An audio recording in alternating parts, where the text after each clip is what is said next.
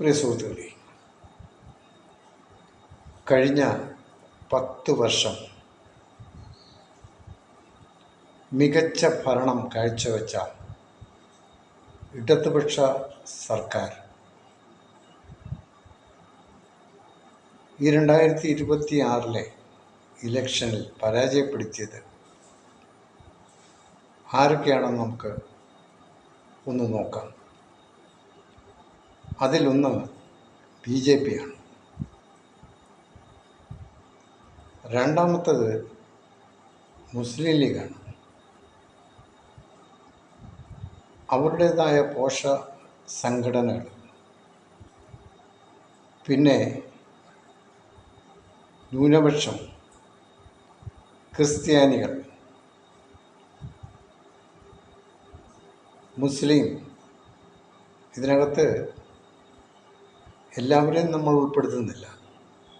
Communist വിരോധികളായ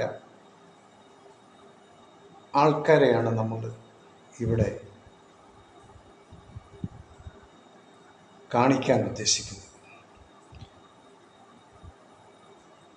communist വിരോധമാണ് ഇവരുടെ ഉള്ളിൽ ഉള്ളത്. വരുന്ന സർക്കാർ ആരായാലും കുഴപ്പമില്ല, ഇടതുപക്ഷ സർക്കാരിനെ താഴെ ഇറക്കുക എന്ന ലക്ഷ്യം മാത്രമാണ് ഇവർക്കുണ്ടായിരുന്നത്.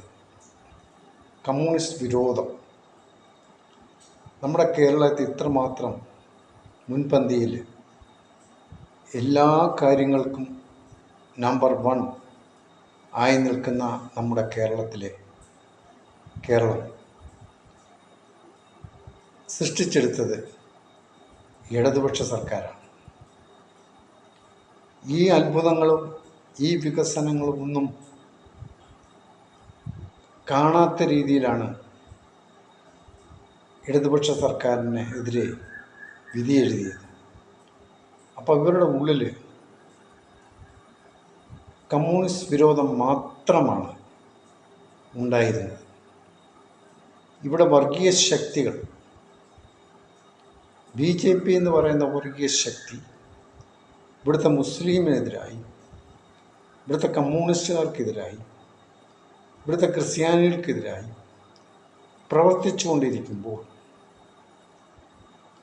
അവരും കൂടിയാണ് ഇവിടുത്തെ മറ്റ് വർഗീയ ശക്തികൾ, ലീഗായാലും മറ്റ് അവരുടെ പോഷക സംഘടനകളായാലും ക്രിസ്ത്യാനികളായാലും ഇവർ ഒന്നിച്ച് നിന്നുകൊണ്ട്, നമ്മൾ മനസ്സിലാക്കണം, ഇവർ ഒന്നിച്ച് നിന്നുകൊണ്ടാണ് ഈ പ്രസ്ഥാനത്തെ താഴെ ഇറക്കിയത്. ഇത് നമുക്ക് വളരെ വ്യക്തമായിട്ട് മനസ്സിലാക്കാൻ കഴിയും.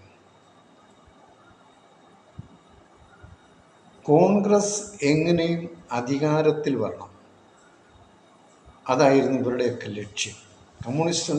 കമ്മ്യൂണിസ്റ്റുകാർ വരരുത്, അല്ലെങ്കിൽ ഇടതുപക്ഷ സർക്കാർ ഉണ്ടാകാൻ പാടില്ല, കോൺഗ്രസ് വരണം. അതുകൊണ്ട് എന്ത് ചെയ്ത് BJPയുടെ കംപ്ലീറ്റ് വോട്ട് കോൺഗ്രസ്സിന് കൊടുത്തു.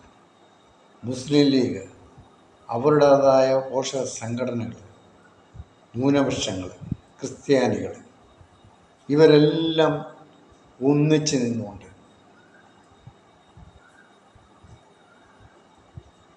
ഇടതുപക്ഷ സർക്കാരിനെ ഇല്ലാതാക്കുവാൻ ഉള്ള ഒരു പദ്ധതിയായിരുന്നു ഈ 2026 ഇലക്ഷൻ. അത് നടക്കുകയും ചെയ്തു. അപ്പം നമ്മുടെ നാടിൻ്റെ പുരോഗമനമോ നമ്മുടെ നാടിൻ്റെ വികസനമോ സാമൂഹ്യമായ എല്ലാ കാര്യങ്ങളും നല്ല രീതിയിൽ കൊണ്ടുവന്നത് ഒന്നും അവർക്കൊരു വിഷയമൊന്നുമല്ല.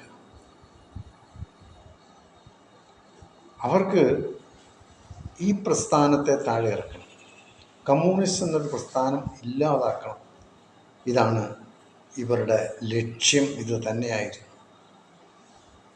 നമ്മൾ ചിന്തിക്കുക. അപ്പം ഈ വർഗീയവാദികളുടെ എല്ലാ വോട്ട് വാങ്ങി കോൺഗ്രസ് ജയിച്ച് അധികാരത്തിൽ വന്നു. അധികാരത്തിൽ വന്നു കഴിഞ്ഞപ്പോൾ കോൺഗ്രസ് ഇവിടെ ഭരണം ഏറ്റെടുക്കുന്നതിന് മുമ്പേ സമരം തുടങ്ങി. ആരാന്നറിയോ? ബി ജെ പിക്ക് വോട്ട് മറിച്ച് ബി ജെ പി കോൺഗ്രസ്സിന് വോട്ട് മറിച്ചു കൊടുത്ത് വിജയിപ്പിച്ച ബി ജെ പിയുടെ മഹിളാ കോൺഗ്രസ്സാണ് ആദ്യത്തെ സമരം തുടങ്ങിയത്. ഫ്രീ യാത്രയെന്നും പറഞ്ഞ് ബസ്സിൽ കയറിയിരുന്നു ടിക്കറ്റ് എടുത്ത് യാത്ര ചെയ്യുന്നവരെയും തടസ്സപ്പെടുത്തി അവർക്കും പോകാൻ കഴിയാത്ത രീതിയിൽ തടസ്സപ്പെടുത്തി റോഡിലിറങ്ങി സമരം ചെയ്തത് ബി ജെ പിയുടെ മഹിളാ കോൺഗ്രസ് ആയിരുന്നു. ഇവർ തന്നെ അല്ലേ കോൺഗ്രസിനെ ജയിപ്പിച്ചത്. അപ്പോൾ ലീഗാണെങ്കിൽ കമ്മ്യൂണിസം ഇവിടെ വേണ്ട, കമ്മ്യൂണിസ്റ്റുകാരെ എങ്ങനെ ഇറക്കണം, RSSനെ കൂട്ടുപിടിച്ചാലും ബി ജെ പിയെ കൂട്ടുപിടിച്ചാലും